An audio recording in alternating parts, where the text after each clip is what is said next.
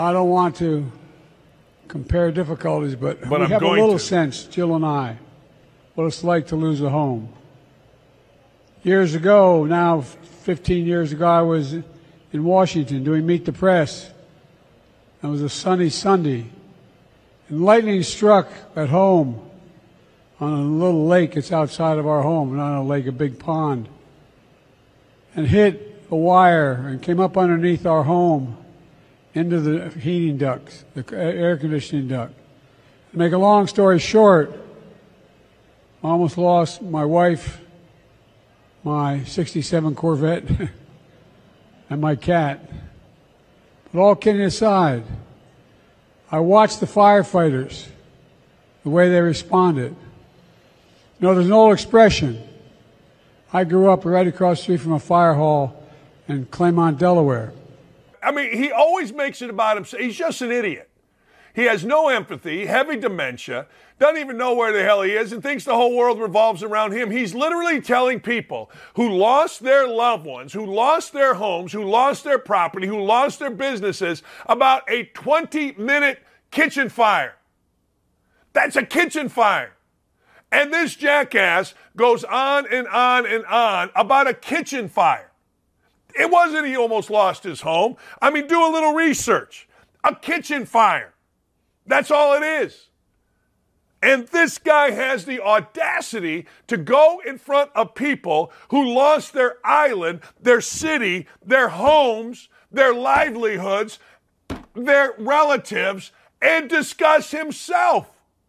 And I can't even, I'm speechless. Every time I see it, I get so pissed off, I can't even tell you. I mean, stupid and arrogant are the worst two things a people can have. If you're smart and you're arrogant, you at least know you're arrogant. If you're stupid, like the dude started out last in his class in everything he's ever been.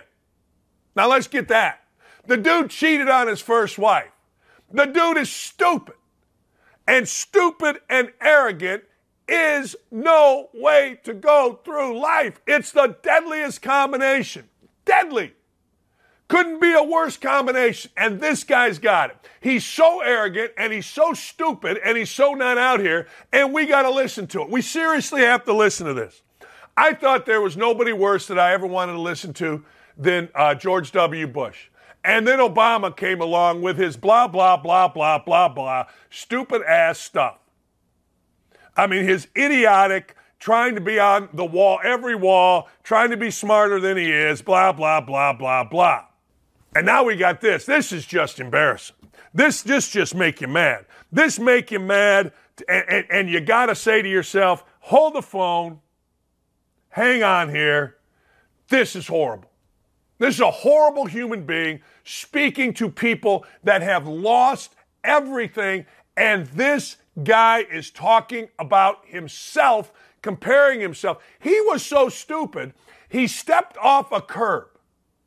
Now, we're not going to show you the video. He stepped off a curb in front of firefighters in Lahaina, after the biggest wildfire in American history, and jokingly said, oh, the ground's hot. Well, no kidding. They just had the biggest wildfire in American history, you idiot.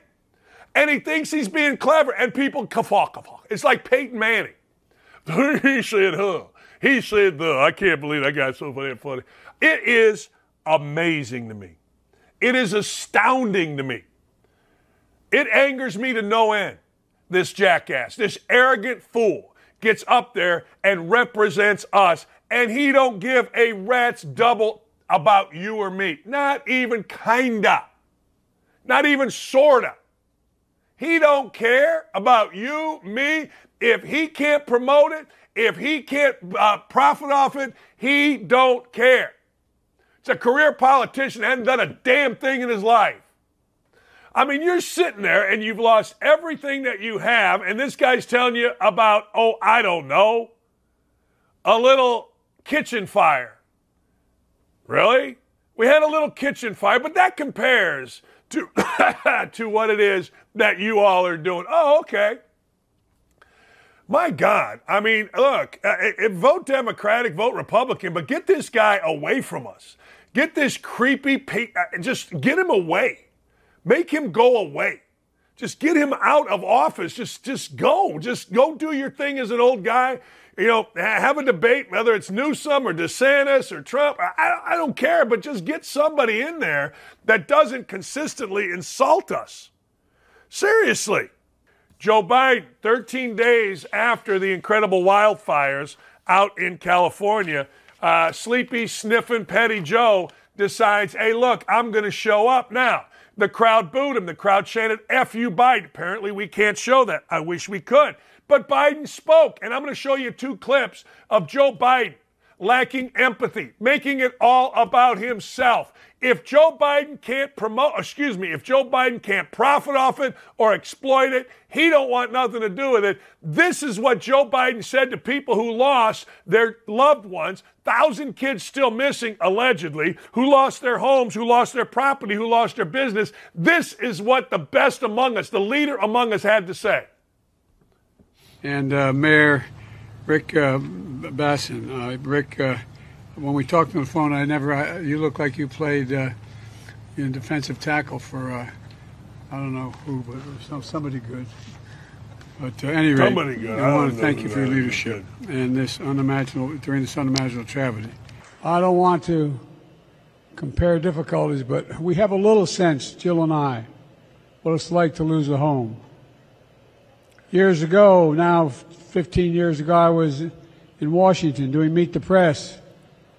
It was a sunny Sunday, and lightning struck at home on a little lake. It's outside of our home, not a lake, a big pond, and hit a wire and came up underneath our home into the heating ducts, the air conditioning duct. To make a long story short, I almost lost my wife, my 67 Corvette, and my cat. But all kidding aside, I watched the firefighters, the way they responded. You know, there's an old expression. I grew up right across the street from a fire hall in Claymont, Delaware. Honest to God, my cat, my Corvette, what? My 67 Corvette. All kidding aside, I'd rather have Obama's stupidity. I'd rather have Obama trying to change the world through Shakespearean speech, as he did on every speech late in the game, after he divided our country and made it dangerous to be a cop after doing nothing for 3.5 years. Obama actually did worse for our country. But listening to this guy is absurd. Listening to this guy try to talk to people who've lost their livelihoods, lost their loved ones, lost their property, lost their city, lost their heritage in certain ways. Try to make a joke is just asinine.